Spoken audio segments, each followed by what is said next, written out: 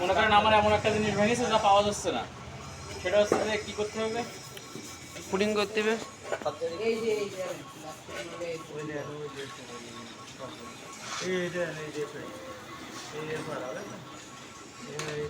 বালু না প্লাস্টিকের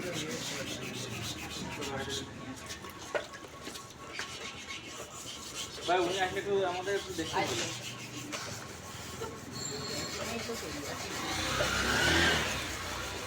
পুডিং আর চাইনিজ পুডিং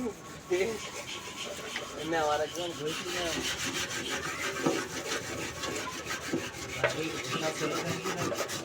পুডিং যা দেশ তো তা ঘষতে গেলে 2 দিন লাগবে খালি ওর নাকি সওয়াল বলো ভাই।